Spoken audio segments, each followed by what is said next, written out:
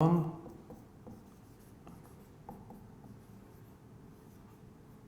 Energy के बारे में पढ़ेंगे।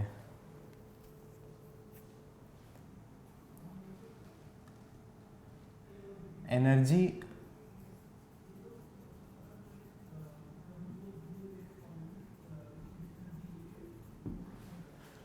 के हमारी डेली लाइफ में कई सारे सोर्सेज हैं। जैसे फर्स्ट सोर्स हो गया सन।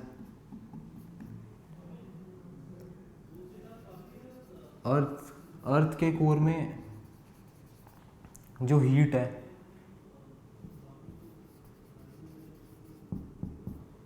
इस हीट को भी सोर्स ऑफ एनर्जी की तरह यूज कर सकते हैं हम।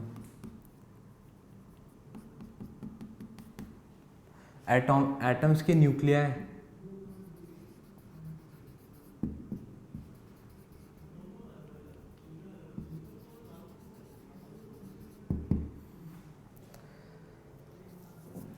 एटम के न्यूक्लियाई से भी हम कई प्रोसेसेस से एनर्जी गैदर कर सकते हैं, जैसे nuclear fission, nuclear fusion etcetera.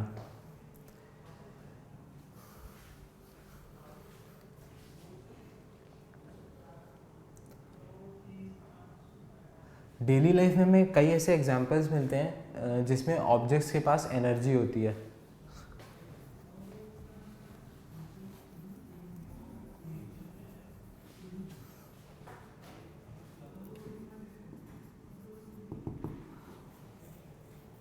For example अगर एक क्रिकेट बॉल है,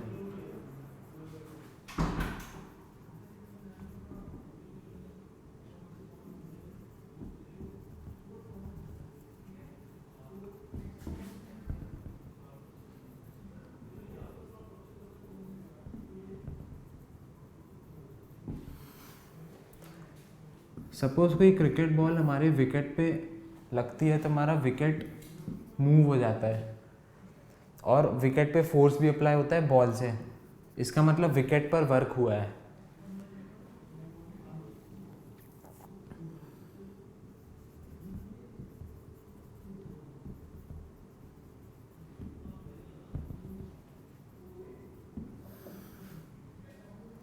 सेकेंड एग्जांपल हमारा ये हो सकता है, यदि हम कोई बलून लें और बलून में हम एयर फिल कर रहे हैं तो हमारा बलून एक रेंज तक तो एक्सपैंड होगा,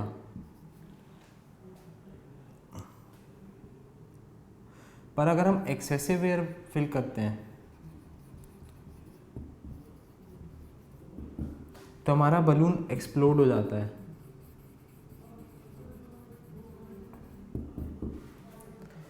और एक्सप्लोजन की वजह से साउंड लिबरेट होता है, साउंड एनर्जी हीट एनर्जी के फॉर्म में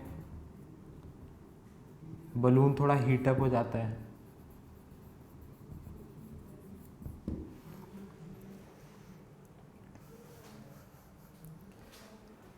इन सभी एग्जांपल्स में हम देख पा रहे हैं कि किसी भी ऑब्जेक्ट जिसके पास एनर्जी है वो वर्क कर सकता है, यानी उसके पास वर्क करने की कैपेसिटी है। इस केस में बॉल के पास एनर्जी थी, उसने विकेट पर वर्क किया। इस केस में बलून के पास एनर्जी थी, वो एक्सप्लोड हुआ, उसने अलग फॉर्म में एनर्जी एक्सपेल की। ऐसे ही यदि अगर हम कोई टॉय कार लें और उसमें हम की से वाइंड कर रहे हैं, यानी हम चाबी घुमा रहे हैं टॉय कार की और उसे हमने ज़मीन पर रख दिया और उसके सामने कोई ऑब्जेक्ट रखा है, तो ये कार मूव करते हुए उस ऑब्जेक्ट पर फोर्स लगाएगी और उस ऑब्जेक्ट को डिस्प्लेस कर देगी थोड़ी दूर तक। इसका मतलब इस कार ने इस ऑब्जेक्ट पर वर्क परफॉर्म किया। इस एग्जाम्पल से भी हमें पता चलता है कि इस कार में कैपेसिटी टू डू वर्क थी।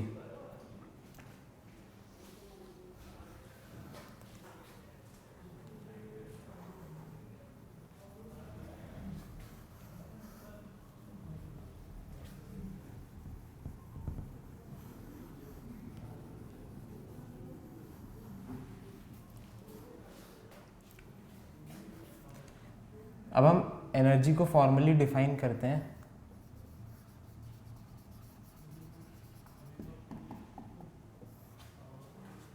एनर्जी की डेफिनेशन है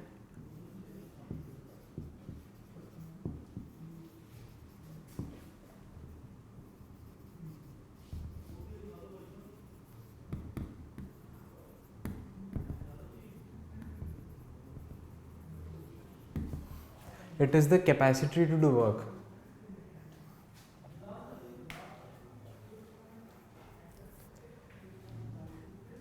जब किसी ऑब्जेक्ट के पास एनर्जी होती है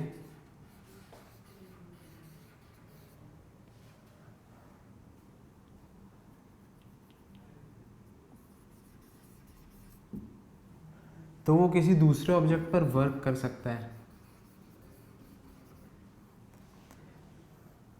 इस केस में जिस ऑब्जेक्ट के पास एनर्जी है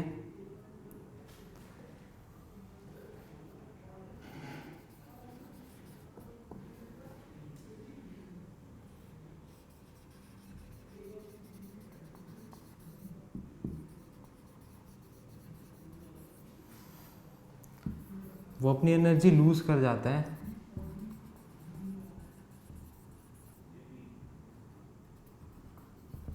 और जो हमारा दूसरा ऑब्जेक्ट है उस पर वर्क होता है।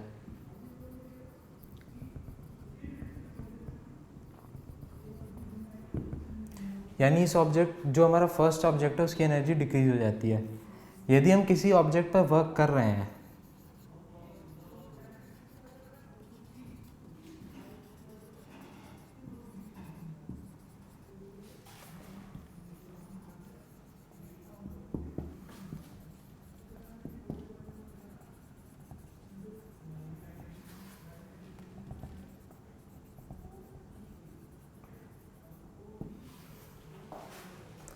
तो उसकी एनर्जी इंक्रीज हो जाती है।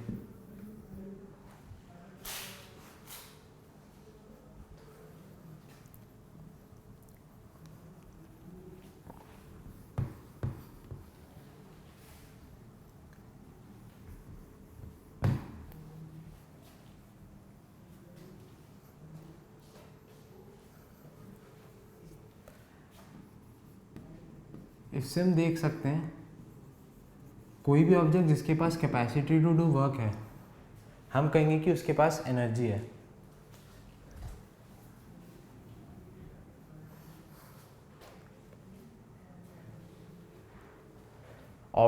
किसी ऑब्जेक्ट जिसके पास एनर्जी है वो कई तरीक़ों से वर्क कर सकता है। सपोज हमारे पास कोई ऑब्जेक्ट है जिसके पास एनर्जी है और ये मूव कर रहा है। सपोज इसके सामने कोई दूसरा ऑब्जेक्ट आता है तो इस ऑब्जेक्ट पर फोर्स लगाकर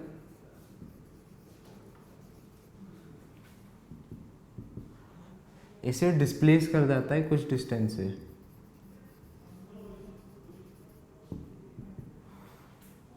तो इस ऑब्जेक्ट पर एफएस अमाउंट का वर्क हुआ है।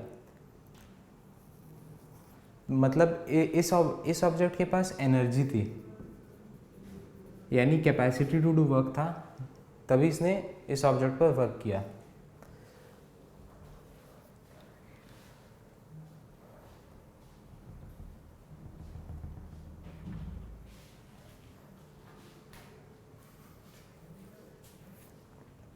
अब हम आते हैं एनर्जी के यूनिट्स पर। एनर्जी का यूनिट्स भी जूल होता है।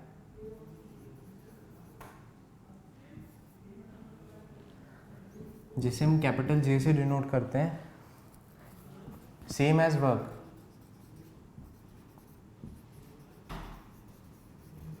क्योंकि एनर्जी भी वर्क का ही एक फॉर्म हम कह सकते हैं, क्योंकि एनर्जी से ही हम वर्क कर पाते हैं।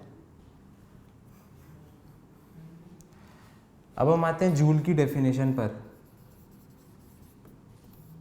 एनर्जी के केस में 1 joule of energy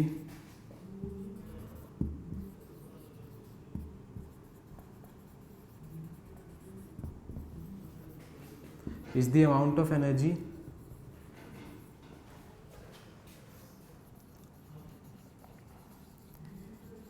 needed to do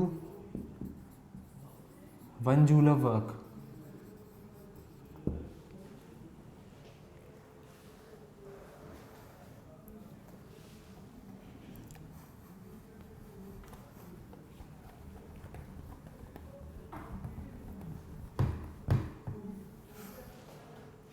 अब हम आते हैं एनर्जी के फॉर्म्स पर,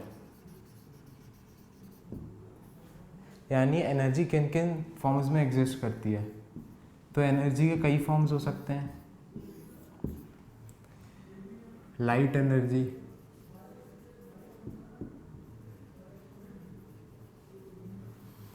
केमिकल एनर्जी,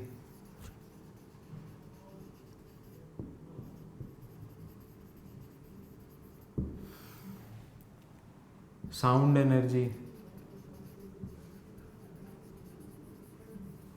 मैकेनिकल एनर्जी,